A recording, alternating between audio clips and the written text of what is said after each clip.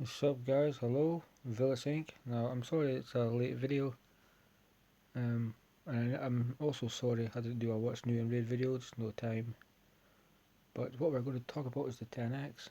It's a standard summoning rates, but you do have as part of this 2-year celebration the chance to get Roxanne Candifron, Yannicka, Vizier, really good, Vector Wraith is really good, Quarkin's okay, Seneschal is okay for faction wars and Fan Cleric.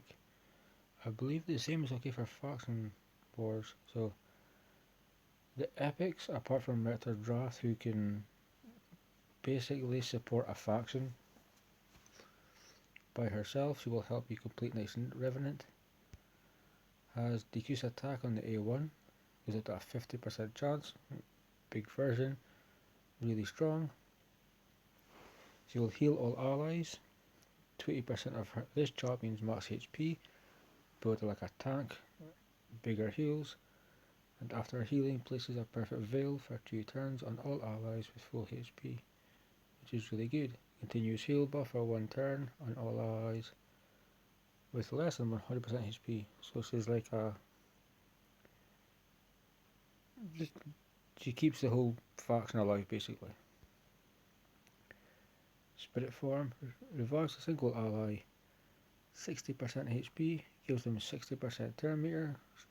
Yeah, again really good. Perfect veil on them for 3 turns, meaning they cannot be attacked unless it's an AoE.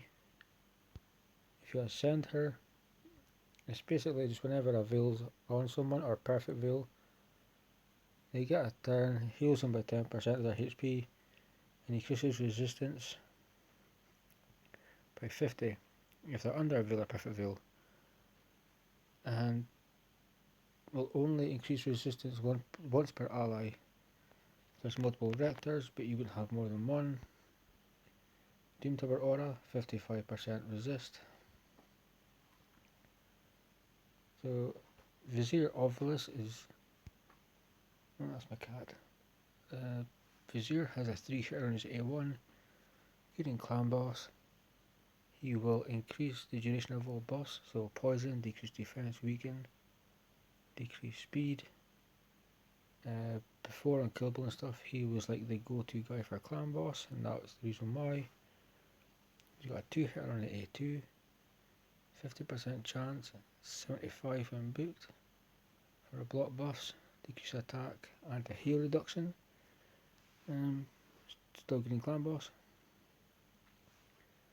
He on his A3 applies a debuff spread. He'll attack one enemy and then spread all debuffs, taking 2 random debuffs from the target and placing them on all enemies. So basically, if somebody's got poison, weaken, it will go on everybody. Also places a perfect veil on this champion for 3 turns. If this target is under 2 or more debuffs, and also places a perfect veil buff on this champion for 2 turns at the start of each round. So strong again, increase attack in dungeons by 34%. Is the aura. Yannicka's a good nuker.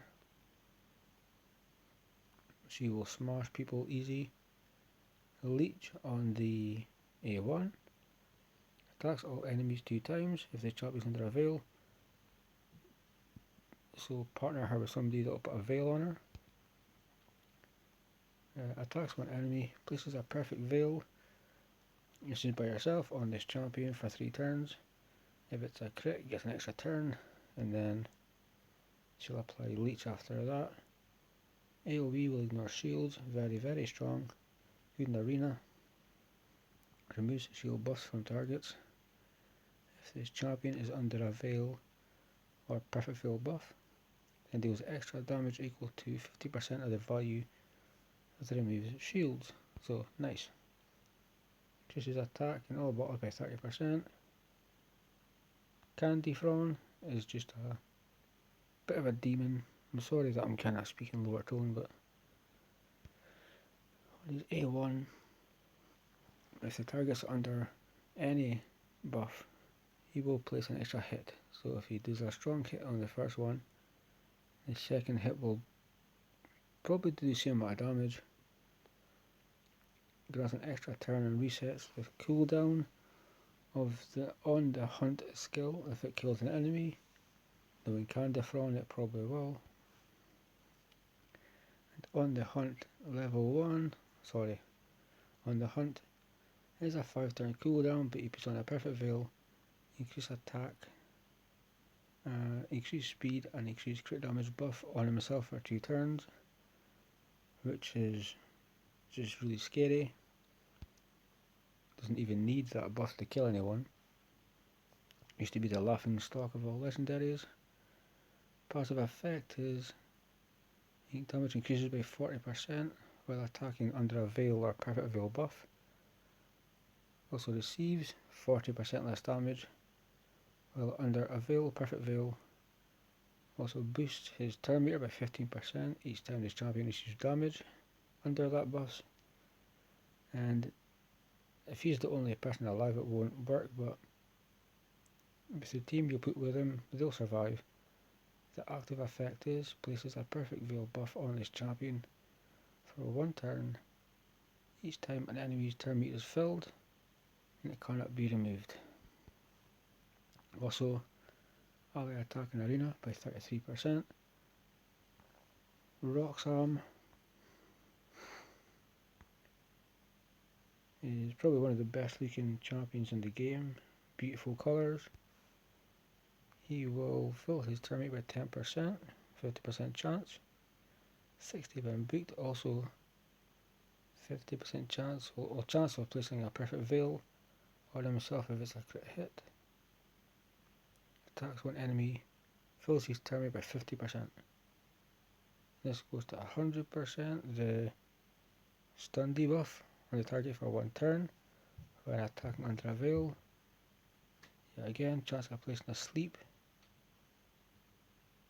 And then if he places a perfect veil buff on this champion for 2 turns after attacking without a veil or perfect veil buff. Colourful champion, really good. One of the best looking lizardmen for sure. Got a crit rate in Doom to War battles by 23%. Allow damage dealers to get more crit damage. And if you ascend him, places a block debuffs and a 25% strengthen buff on himself for a turn and a continuous heal buff for 2 turns whenever they receive a veil or perfect veil buff. So really good, so really nice. And the colours do not hurt. Even his weapons are really kind of cool. They're glowing, little skull heads. But let's talk about the big whale in the room, the paywall. This is not what the player base was expecting.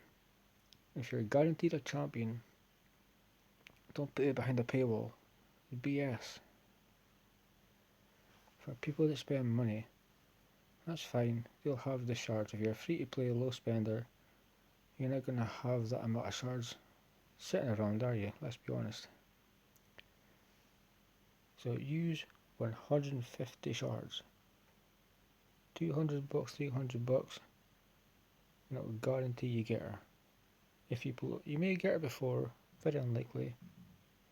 She will not reset the mercy system, but you know, who's going to pull Countess Licks off of 9 shards? So I'm not really happy with it. I think it's a slap in the face. I think Plarium should say 20 shards. People will spend gems getting shards to pull, but let's not slap the player base in the face. 150 shards. And to prove it, we may just have to pull these shards to prove it doesn't work. So let's quickly crack on with it and see who we get.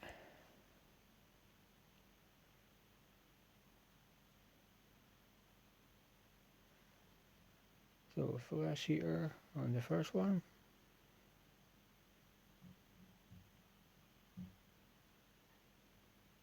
Hope an okay champion on the second one.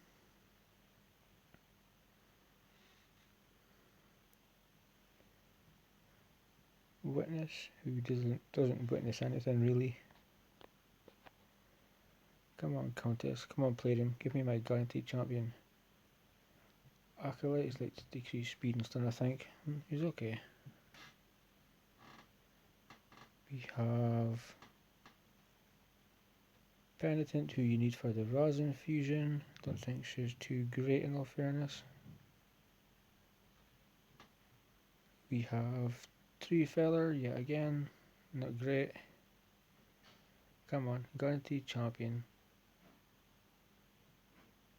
Templar, nope. Let's just spend the money, I'll increase my space. See, nope.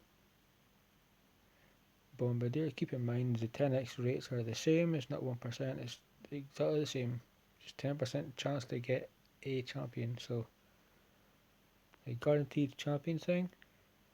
I think Palladium really need to be more open if it's going to cost us, because it's just ridiculous. A lot of people are not getting licked, they're not getting a guaranteed champion. So I mean, the events, we've had a lot of good rewards and all that type of thing, but well, there's no way you can say guaranteed champion. Pardon me, put it behind a paywall, you just can't do that. So the 10x is good, guys, but beware. If you have very little shards, I would recommend just don't pull them. Do not waste your shards, wait for a 2x. But yeah, the 10x is live. We are celebrating 2 years, keep that in mind. The game's came a long way, but just be very wary of pulling shards if you don't have the money to pretty much get up to 150, because you're going to have to buy packs or use your gems, and that's really silly. So that'll pretty much finish it for just now. Sorry it's late, guys, but thanks for tuning in. I love you as always.